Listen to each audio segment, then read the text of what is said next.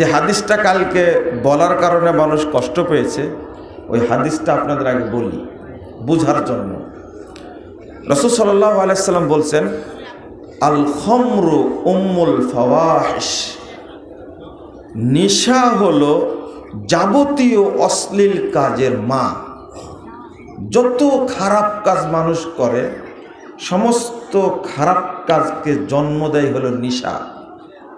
ও আকবরুল কাবায়ের, আর নেশা হলো সমস্ত কাবিরা গুনার মধ্যে অন্যতম। মান শারিবাহা, যে নেশা করে, ওয়াকা আলা উম্মিহি ওয়া খালাতিহি ওয়া আম্মাতিহি, যে নেশা করে সে তার মায়ের সাথে জেনা করে, তেসার খালার সাথে জেনা করে, সে তার ফুপুর সাথে জেনা করে। কথা আমার না, হাদিসের সনদ সহি হাসান। তা আমি বললে অপরাধ, কিন্তু ভাষাটা কার? রাসূলুল্লাহ সাল্লাল্লাহু আলাইহি সাল্লাম বলে দিয়েছেন। তো আপনি বলেন তো, একটা আমার কাছে উত্তর দেন। নেশা করা অবস্থায় কোনো ব্যক্তির মধ্যে ঈমান থাকার কি সম্ভাবনা আছে? এটাই চারটা জিনিস। একটা হলো, একটু খেয়াল করেন, যে মানুষটা খালার সাথে, মায়ের সাথে, ফুফির সাথে জেনায় লিপ্ত আছে, এই রকম পাপ করে, তার কোনো আমল কি আল্লাহর দরবারে কবুল হওয়ার কোনো সম্ভাবনা আছে? আচ্ছা, আর একটা হাদিস বলি, 1853 নম্বর হাদিস। এটা শেখ আলবানী রাহিমাহুল্লাহ হাদিসটাকে সহি বলছেন। আর একটা হাদিস হলো, আপনি কিছুই করেননি, বসে আছেন এখানে, একটা অপরাধ করেছেন। রাসূল সাল্লাল্লাহু আলাইহি ওয়াসাল্লাম বলছে, ইন্নাল্লাহা লা ইয়াকবালু দুআআন মিন কলবিন গাফিলিন লাহিন, নিশ্চয় আল্লাহ তাআলা অমনোযোগী, উদাসীন অন্তরের কোনো দোয়া কবুল করেন না, ইবাদত কবুল করেন না। এই যেখানে বসে আছেন, ইবাদত না? অবশ্যই ইবাদত। যে ফজিলতটা বললাম, ইবাদত না হলে একটা ফজিলত হতো না। কিন্তু আপনি বসে আছেন ইবাদতের মধ্যে, কিন্তু মনোযোগ নাই। কি নাই? মনোযোগ নেই। হয় বাদাম খাচ্ছেন, বাদাম খেতে একটা সমীকরণ আছে, টিপ দেওয়া লাগে ঠিক মতো, নাহলে ফাটে না। কিন্তু এটা জানেন আপনারা? আবার দুইটা বাদামের বিচি আছে, 2-3টা, ওইটা যেন হাত থেকে পড়ে না যায়, খেয়াল রাখা লাগে, তাই না? উপরে কিন্তু চোঁচা আছে, ডলা দেওয়া লাগে, ফু দেওয়া লাগে, এরপরে মুখে দেওয়া লাগে। তা আপনার মনোযোগ কি আমার দিকে না বাদামের দিকে? আমার দিকে একটা জিনিস আছে, চোখ দুইটা আছে, আপনার মনোযোগ নাই। আর কোন অপরাধ আছে আপনার এখানে? শুধু অপরাধ এতটুকু, ঘুষ খাওয়া না, সুদ খাওয়া না, মদ খাওয়া না, গালি দেওয়া না, জেনা করা না, শুধু আপনার মনোযোগটা নাই। আল্লাহ বলছেন তার ইবাদত কবুল হবে না। এর অর্থ কি জানেন? ভিতরে ঈমানটা নাই, এটাই কারণ। ওই জন্য মনোযোগ নাই। এই মনোযোগটা ছিনতাই করেছে ইবলিস, শয়তান। আপনি বলবেন এটা কেমন হলো কথা? মুজাফফর আমার কথা বলে না, এটা মনে রাখবেন। রাসূল সাল্লাল্লাহু আলাইহি ওয়াসাল্লাম বলছেন, ইন্নাশ শাইতানা ইয়াহযুরু আহাদাকুম ইনদা কুল্লি শাইইন মিন শানিহি। 2033 নম্বর হাদিস, সহিহ মুসলিমের হাদিস।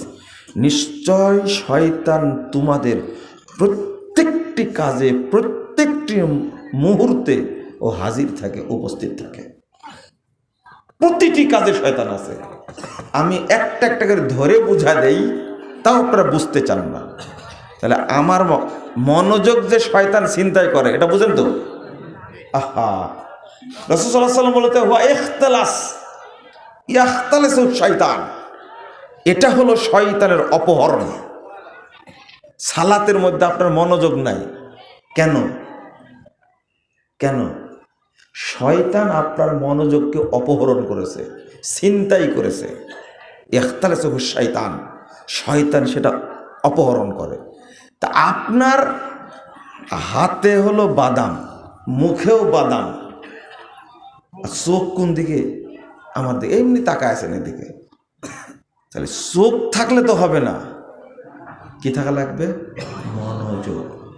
ঠিক জুমার খুতবার সময়ও রাসূল সাল্লাল্লাহু আলাইহি ওয়াসাল্লাম বলছেন, জুমার খুতবায় একবারে মনোযোগ দিয়ে আলোচনা শুনতে হবে। আমি যে বিষয়টা বোঝানোর চেষ্টা করছি আপনাদেরকে, খেয়াল হয় কি বোঝাতে চাচ্ছি? খেয়াল হয় না। সেটা হলো না না না না আমি বলছি যে কবুল না হওয়ার কারণ কি, তাই না? কবুল হয় না। একটা আগে বললাম, কোনো না কোনোভাবে কুফুরের সাথে, শিরিকের সাথে জড়িত, না হলে নিফাকের সাথে জড়িত। যেমন আপনি সালাত পড়ছেন 60 বছর 70 বছর যাবত, এখনো আপনি মিথ্যা কথা বলেন, এখনো আপনি সুদ খান, এখনো খান, এখনো আপনি, আপনার বয়স এখন 75 বছর, এই 75 বছরে অন্তত 50 জন আলেমের বক্তব্য শুনেছেন, শুনেননি? অন্তত 50 জন। আর এখন তো ইউটিউবে শুনতেই থাকেন, এক আলেমেরই আপনি 100 বক্তব্য শুনেছেন, শুনেননি? কিন্তু এখন পর্যন্ত এই 75 বছর বয়সে এই 1 ইঞ্চি প্যান্টের নিচটা কাটতে পারছেন কি? বুঝেননি মনে আমার কথাটা? আপনি কাটতে পারেননি। আপনার কি মনে হয় যে আপনার ভিতরে ঈমান আছে? আমার কথা মানুষ বুঝেই না আসলে। তাও 12:30টায় কি মানুষ বুঝে? আমি আবারও বলছি, শোনেন, কেন আপনি এই বয়সেও, বয়স একজন লোকের 82 বছর, বুঝছেন? তা আমি গেছি সেলুনে কি কাটাতে, চুল কাটাতে, তো ওই লোকের তো চামড়া কি হয়েছে, ঢিল হয়ে গেছে। যুবক মানুষরা, কত বছর বয়স, শরীর কাঁপছে, রিটায়ার্ড হয়ে গেছে, তো দাড়ি কাটা হচ্ছে না। তো বলছে যে তুমি এইভাবে ধরতে পারছো না, টান দেয়া। বুঝেননি কথা? চামড়া ঢিল হয়ে গেছে, যে টেনে দিয়ে কাটছে। আচ্ছা, আপনার কি মনে হয় 82 বছর বয়সে এই লোকটা এখনো দাড়ি রাখেন তো দূরের কথা, দাড়ি চাচ্ছে চামড়া টান দিয়ে ধরে? এই লোকটা আপনি বলেন তো দেখি, এর মধ্যে কি ঈমান আছে বলে মনে হয়? আচ্ছা, এই বয়সেও কি তার কোনো মেয়ের প্রতি আকর্ষণ